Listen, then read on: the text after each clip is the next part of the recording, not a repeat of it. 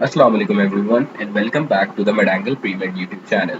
तो आज जो चैप्टर हम लोग कंटिन्यू कर रहे हैं वो है फोर्स एंड मोशन। तो लास्ट वीडियो में हम लोगों ने लॉज ऑफ मोशन के बारे में बात की थी। तो इस वीडियो में हम जिस टॉपिक पे बात करने जा रहे हैं वो काफ़ी इंपॉर्टेंट टॉपिक है और एक नया टॉपिक है जिसका नाम है लीनियर मोमेंटम। अब लीनियर मोमेंटम क्या होता है? लीनियर मोमेंटम बेसिकली किसी भी बॉडी की जो मास और उसकी जो वेलोसिटी होती है उसका प्रोडक्ट होता है, यानी P is equals to m we.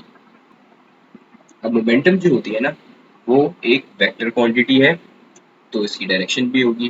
Momentum की जो डायरेक्शन होती है वो सेम होती है वेलोसिटी की डायरेक्शन से, और उसका जो ऐसा यूनिट होता है किलोग्राम मीटर पर सेकंड या फिर न्यूटन सेकंड होता है। तो हमें लीनियर मोमेंटम की एक इक्वेशन तो मिल गई जो कि थी product of mass and velocity. लेकिन इसकी एक और इक्वेशन भी बन सकती है, और वो तब बनती है जब न्यूटन के सेकंड लॉ ऑफ मोशन यानी कि force is equals to m a और द इक्वेशन ऑफ एक्सेलरेशन यानी कि change in velocity over time को रिलेट करें। तो इस तरह से हमें एक और इक्वेशन ऑफ फोर्स मिलती है जो कि है force is equals to the time rate of change of momentum.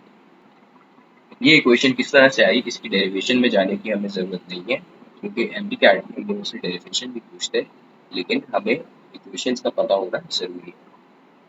तो ये तो हम लोगों ने बात कर ली लीनियर मोमेंटम की।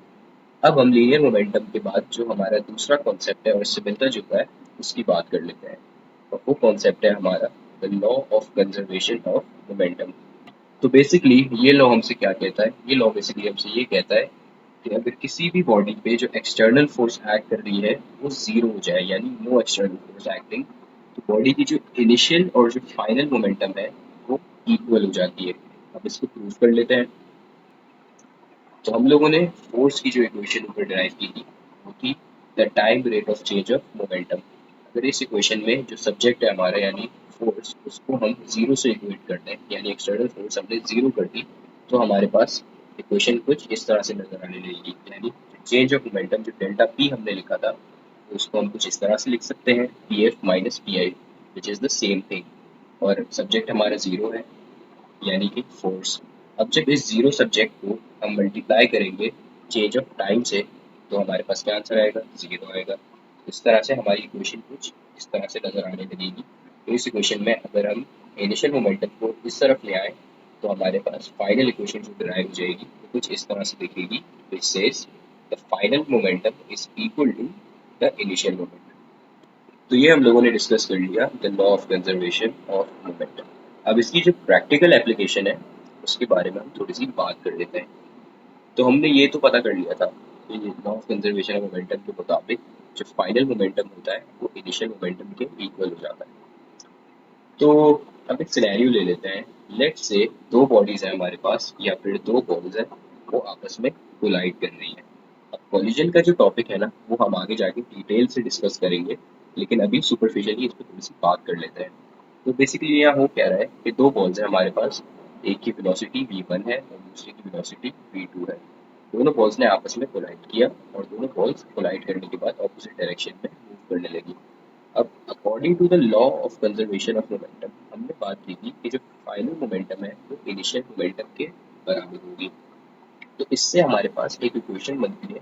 वो इक्वेशन कुछ इस तरह से नजर आती है, यानी कि m1 u1। अब यहाँ पे जो u है ना वो बेसिकली कोई दूसरी क्वांटिटी नहीं है, बेसिकली वेलोसिटी ही है। लेकिन चूंकि ये इनिशियल वेलोसिटी है तो, और जो हमारे पास जो v है यहाँ पे जो लिखा है वो फाइनल वेलोसिटी को डिक्टेट करना है। तो इन दोनों को डिफरेंशिएट करने के लिए हम लोग v की जगह इनिशियल वेलोसिटी के लिए u यूज करते हैं। तो यहाँ पे हुआ ये जो हमारे पास जो इनिशियल वेलोसिटी इनिशियल मोमेंटम था, ये जो पिंक वाली बॉल है इसका, तो ये आ गया। और m2 u2 जो येलो वाली बॉल थी इसका मोमेंटम आ गया। ठीक है, तो ये हमारे पास दोनों इनिशियल मोमेंटम्स हो गए टोटल। इक्वल्स इक्वल के साइन के बाद हमारे पास दोबारा m1 v1 plus m2 v2 लिखा हुआ है। अब ये वाला m1 जो है यानी कि मास वन का जो मास वन है, यानी हमारे पास जो पिंक वाली बॉल है, ये उसका फाइनल मोमेंटम है यानी कोलिजन के बाद मोमेंटम। और ये जो येलो वाली बॉल है ये उसका फाइनल मोमेंटम है, यानी कि वही वाली बात कि जो फाइनल मोमेंटम है वो इनिशियल मोमेंटम के इक्वल होगा। अब इस इक्वेशन को अगर हम रीअरेंज करें, यानी कि हम लोग m1v1 को यहाँ पे ले आए उठा के, और जो m2v2 था, m2u2 था, उसको हम उधर उठा के ले गए। तो इक्वेशन हमारे पास कुछ इस तरह से नजर आने लगी। अब हुआ ये कि चूंकि हमारे पास दोनों साइड पे मास वन, यहाँ पे मास वन आ गया हमारे पास, यहाँ पे भी मास वन आ गया, इस साइड पे हमारे पास मास टू आ गया, इधर भी मास टू आ गया। तो हम यहाँ पे मासेस है ना, उनको कॉमन ले सकते हैं। तो हमने यहाँ पे मास वन को कॉमन ले लिया और यहाँ पे मास टू को कॉमन ले लिया। तो कॉमन लेने के बाद हमारे पास इक्वेशन इस तरह से बनता है कि m1 multiplied by u1 minus v1, m2 multiplied by v2 minus u2। तो ये हमारे पास law of conservation of momentum की जो प्रैक्टिकल एप्लीकेशन थी, उसकी डेरिवेशन थी। इसकी मदद से हम लोग काफ़ी सारे न्यूमेरिकल्स सॉल्व कर सकते हैं। और थोड़ी देर पहले मैंने कहा था कि कोहेजन के ऊपर हम लोग एक सेपरेट टॉपिक में बात भी करेंगे। तो इसकी जो फर्दर डिस्कशन होगी, जो फर्दर जो डेरिवेशन होगी, जो हम लोगों ने यहाँ पे डेरिवेशन की है, ये यहाँ पे ख़त्म नहीं होती है, इसके बाद भी मजीद डेरिवेशन है, लेकिन वो तभी हो पाएगी जब हम लोग कोलिशंस के कॉन्सेप्ट में बात कर लेंगे। तो ऑलरेडी हम लोगों ने जो law of conservation of momentum पे बात की है, उसके कॉन्सेप्ट को मजीद क्लियर करने के लिए हम लोग एक क्वेश्चन सॉल्व कर लेते हैं। तो जो क्वेश्चन है वो हमसे ये कहता है, अ box of mass m is equals to 6 kg slides with a speed of 4 meters per second across a frictionless floor. It suddenly explodes into two pieces.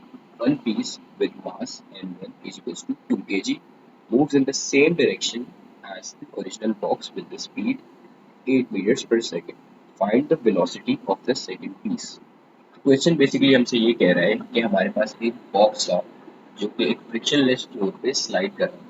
अब उस बॉक्स का जो मास था वो था 6 kg और उसकी जो स्पीड थी वो 4 मीटर्स पर सेकेंड। सडनली हुआ ये कि वो बॉक्स जो था वो टू पीसेस में एक्सप्लोड हो गया और एक उसमें से दो पीस बन गए।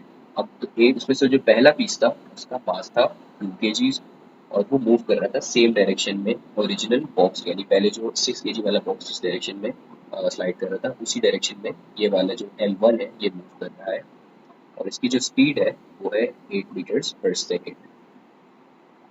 अब वो हमसे पूछ रहा है कि जो दूसरा पीस था उसकी क्या वेलोसिटी है। तो इस क्वेश्चन का सोल्यूशन निकालने के लिए हमें जो पहला स्टेप फॉलो करना होगा, बेसिकली हमें करना ये होगा कि जो ओरिजिनल बॉक्स था हमारे पास, हमें उसका मोमेंटम निकालना पड़ेगा। कैसे? हमें इनिशियल वेलोसिटी पता थी बॉक्स की और हमें मास भी पता है बॉक्स का, तो हम इसका मोमेंटम इजीली निकाल सकते हैं। और ये जो मोमेंटम हम निकालेंगे ये कहलाएगा सिस्टम का इनिशियल मोमेंटम।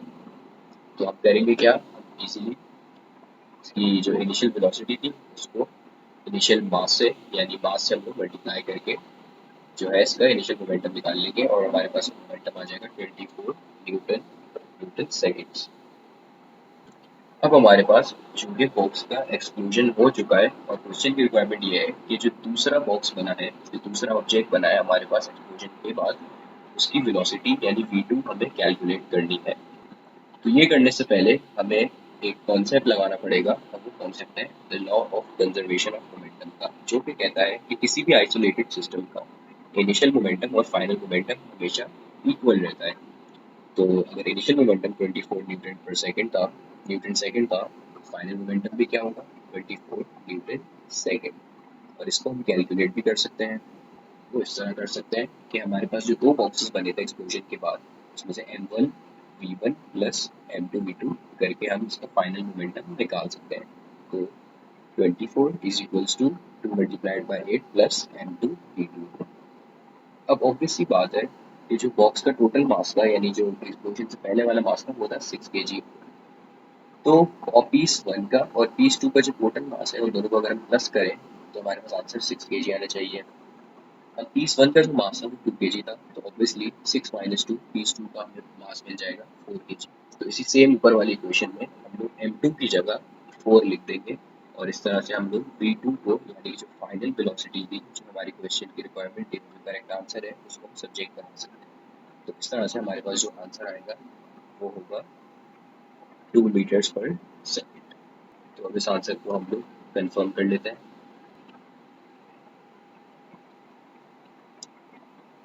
एग्जैक्टली ये हमारे पास करेक्ट आंसर होगा, यानी कि जो फाइनल वेलोसिटी है वो 2 मीटर्स पर सेकेंड। तो आई होप आप लोगों को लीनियर मोमेंटम और law of conservation of momentum का कॉन्सेप्ट समझ में आ गया होगा। मिलते हैं आप लोगों से नेक्स्ट वीडियो में। कीप वॉचिंग मेडाइंग यूट्यूब चैनल।